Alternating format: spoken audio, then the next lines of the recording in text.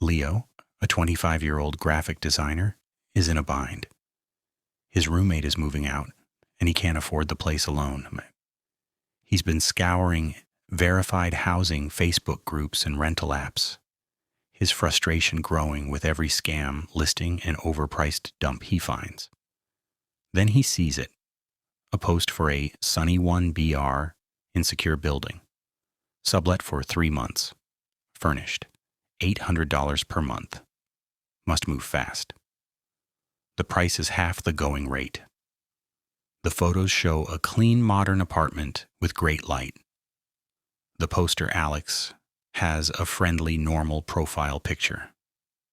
A surge of hope cuts through the desperation. Leo messages immediately. Alex responds instantly. He explains he's a software engineer leaving for a 3-month contract in Berlin. He's looking for a quiet professional to keep the place. He suggests a video call to verify we're both real. On the call, Alex is charming and polished. He gives a convincing tour of the apartment via his laptop camera and shares a LinkedIn profile that looks impeccable. He even uses a secure third-party rental app to handle the deposit and paperwork. His final message seals the deal. Keys are under the mat. Welcome home, man. Leo feels an incredible wave of relief and luck. He's beaten the system. Leo moves in. The apartment is exactly as shown, clean, bright, and perfect. But one oddity appears. A hall closet is firmly locked. He texts Alex, who replies breezily, "Oops, forgot about that. Old router junk in there. Landlord has the key. I'll have him swing by." It's a minor thing. Leo shrugs it off. He tries to be friendly with the neighbors. The elderly woman across the hall offers a terse hello before shutting her door a little too quickly. The man next door simply stares at him with a blank expression before closing his door without a word. Leo tells himself city people are just private. Weird, but not alarming. The digital environment feels slightly off, too. The Wi-Fi network is named guest_observation. Leo chuckles, thinking it's a nerdy, ironic joke from Alex the engineer. But his phone battery begins draining unusually fast in the apartment. Then one night, half asleep, he hears it. A faint, rhythmic scratching coming from inside his bedroom wall. He lies still, listening, then rationalizes it. Old building, pipes, or mice. His scratching happens again, but this time Leo is fully awake. His heart begins to pound as he realizes the sound is too rhythmic, too deliberate for pipes or rodents. Silently, he traces it to a wall vent near his bed.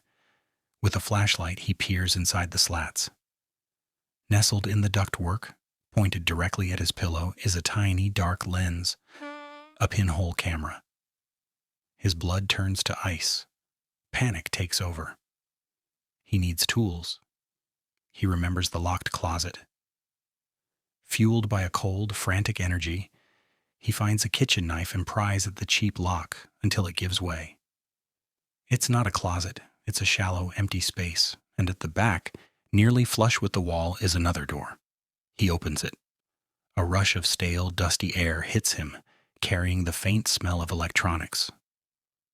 Beyond is a dark, narrow corridor that leads straight into the layout of the adjacent apartment.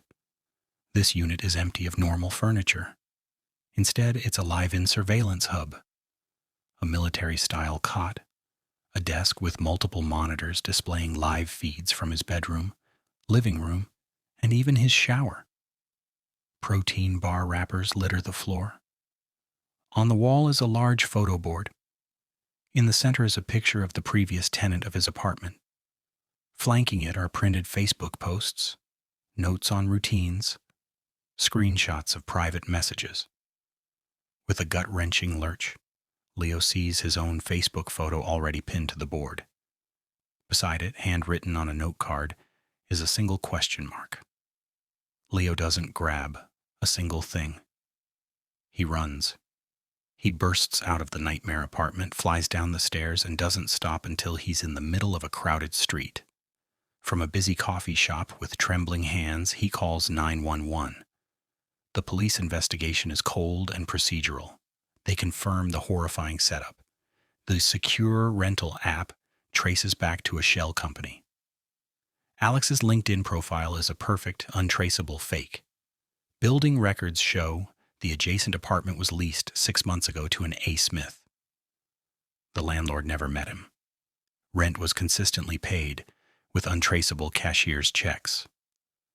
The previous tenant in Leo's unit had, according to the landlord, moved out abruptly and left no forwarding address. As Leo sits in the sterile light of the police station trying to file a report, his phone buzzes. A text from a new unknown number.